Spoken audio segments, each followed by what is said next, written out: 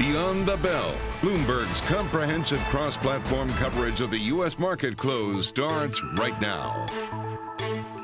And we are about 2 minutes away from the end of the trading day. Caroline Hyde, Taylor Riggs, Sonali Basak, counting you down to the closing bell, here to take us beyond the bell with a global simulcast. Carol Massar, Tim Stenovec, bringing together our audiences across TV, radio and YouTube to really pass what has been a more risk-off tone to the day. Yeah, absolutely. And I do feel like investors are continuing to kind of think about what we got from those FOMC minutes. I think, Taylor, you mentioned it earlier that the Fed, highlighted it's going to take time for these rate increases to work their way through our economy. And I think we need to remember that it's all going to take some time, Tim. Yeah, but the big question that I still have is how aggressive is the Fed going to be in order to get that inflation print down? And the scary numbers that we got from the UK, highest inflation in 40 years. Does that mean that we haven't peaked in inflation here in the U.S.?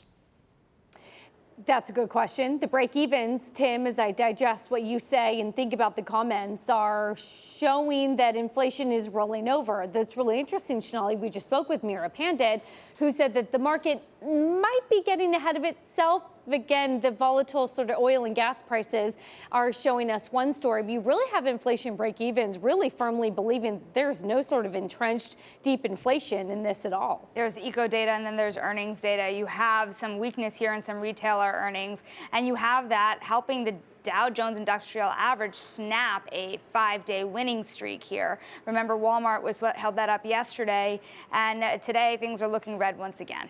Yeah, interesting to delve into that retail data, interesting to delve into the global data that sort of shook confidence a little bit. And overall, perhaps there's also some profit-taking, dare we just say it, at the time in the market where we have had such a run-up, whether it be in the S&P, whether it be in some of your favorite meme stocks too.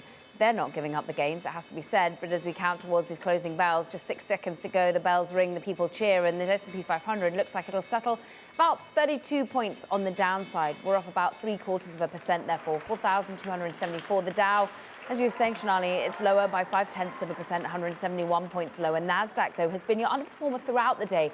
We cannot fight big tech names such as the chip makers and the likes of Amazon underwater. We're off by 164 points. And bring it out a bit, Russell 2000 also off by 1.6%, Carol. You mentioned underperformance and you mentioned the chip makers, Caroline. So I'm going to go there. The stock's down about 2.5% in today's session. All 30 names in that index we saw selling in the Wednesday trade, Taylor. And you see some broad-based selling as well, Carol, on sort of the individual sector level. If you dive underneath the surface, we have our, quote, best performers and then the worst performers, but there's still only about 3 or 4 sectors that were in the green, even within sort of the best performer sector.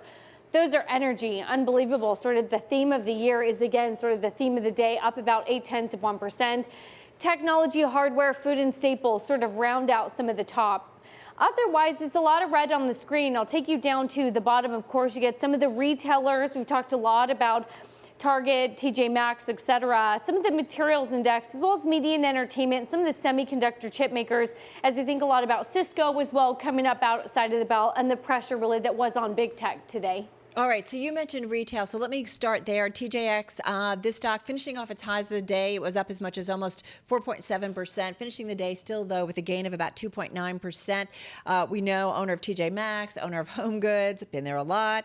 Analysts were positive on the better-than-expected quarterly profit and solid margins, even though as their U.S. comparable store sales did trail the company's guidance. Number one in the S&P 500 today. Check it out. The ticker is A. We're talking about Agilent, surging the most since October of 2011. Earnings after the close last night. This stock was up almost, actually more than 7% in today's session, finishing 2 off its highs. Third quarter adjusted EPS and net revenue, they were a beat, and the company also raising its fiscal year guidance. And then the stock that we've been talking about so much today, Bed Bath & Beyond. Actually, we've been talking about it a lot this week. Bed Bath & Beyond up 45% at one point in today's session, up about 12% in the trade by the close. 6-day winning streak, up about 140%. I don't really have any fundamentals there on this one. It's just no fundamentals. Neither does anyone. Yeah, when it comes to memes, no fundamentals. Short position continuing to be high, though. Let's just put that out there. All right, well, speaking of fundamentals, let's talk Target. Shares finishing the day down by 2.6% after the company reported results that fell short of estimates. The company did maintain its guidance for operating margin for the second half of the year, so it certainly got its work cut out for it for the remaining months of 2022. Speaking of meme stocks, AMC Entertainment falling close to 14% today. This is really just a plug to for the cover story of Bloomberg Business Week this week. Just a really great story on the domestic cover, all about how AMC CEO Adam Aron wants to do everything he can do to keep AMC a meme stock. Also, it goes into details of that purchase of Highcraft Mines a few months ago. So be sure to check that one out. And We're then digging into that in our next after this bell. Yeah, it's going to be it's a really, really great story. I mean, I couldn't put it down, so I do highly recommend it. Krispy Kreme shares falling today.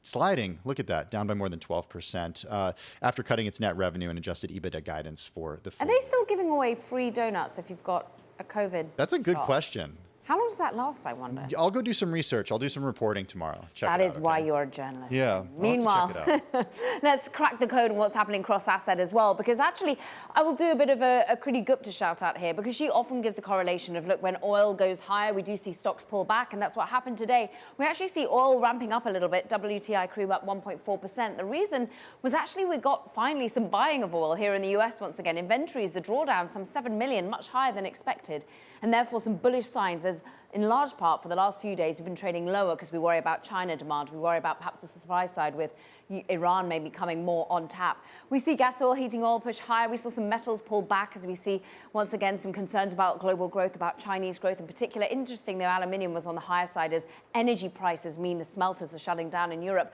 I'm looking at what's happening on the FX side, because in Europe we saw a euro weaken versus a stronger US dollar. So oil goes higher even in the face of a stronger US dollar, and that's more about what the Federal Reserve might do in face of inflation, in face of course, a global inflation story that hits the UK with a 10% print on inflation, and actually not enough to give the pound its spark. Bank of England maybe won't be able to curtail and push up high enough to really strengthen the overall pound. Aussie dollar was weakening 1.2% as well. And sovereign bonds, this is what happened in the UK in result to the inflation print.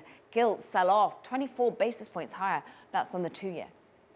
I want to bring it back to full faith and credit here in the U.S. as well, Caroline. When we think about sort of further pressure of yields higher, price lower, you had a little bit of a weaker than expected 20-year bond auction as well, a tail of about 2.5 to 3 basis points or so.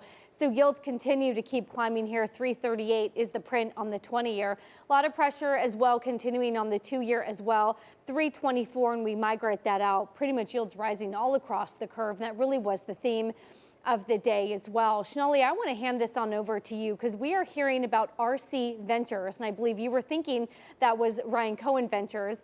Files a Form 144 for 9.45 million Bed Bath & Beyond shares. Now, we are hearing that that represents a potential sale of up to 7 to 8 million shares and maybe some call options, but we're seeing some movement as well in after-hours trading of Bed Bath & Beyond. Yeah, we are certainly seeing a steep drop-off in trading after the run-up today, but remember, it had run up a lot before that. RC Ventures right now on the terminal is listed as the number 2 holder of Bed Bath & Beyond with a position of about 9.5 million shares. So what you're saying, Taylor, is a very sizable sale on the heels of what was a tremendous run-up. Well, speaking of tremendous, right, we talked about it, up 140% in the last 6 trading days, so that if you do have a substantial position, we laugh, we joke about the fundamentals behind this name or lack thereof on all of kind of the frenetic trading that we've seen certainly in this past week,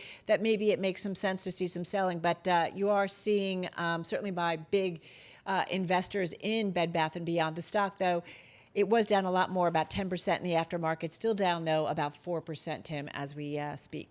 Something Carol and I were talking about earlier with the sort of exuberance that we're seeing with some of these meme stocks, Caroline, is whether this represents financial conditions tightening or loosening. I mean, it's a real rhetorical question here.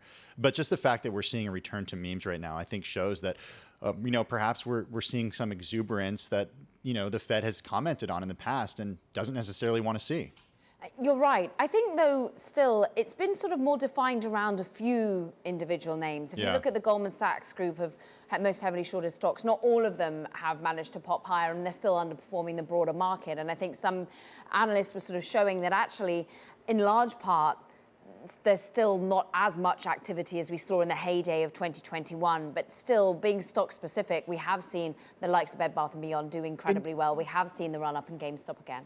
And yeah, what's also interesting is we're not seeing crypto move higher in this environment either. So Hey, just quickly, I want to mention something that does have fundamentals behind it. Cisco up almost 5% in the aftermarket, and I'm just going to go in on what it says about outlook. It's raising it. First quarter revenue looking for about 2% to 4% growth. The estimate was for a decline of 0.25%. So we're definitely see some optimism. This is an important company, gives us an idea of corporate spending when it comes to IT and in particular, computing infrastructure. So this is something we watch. So we'll look for some commentary on that call. So we are seeing Cisco up about 4.7%, and we are seeing Bed Bath & Beyond down about 6% in the after hours. So two names to watch into that Thursday trade. All right, we got to go, guys. That's a wrap for our cross-platform coverage, radio, TV, YouTube. We do it all on Beyond the Bell. We will see you same time, same place tomorrow.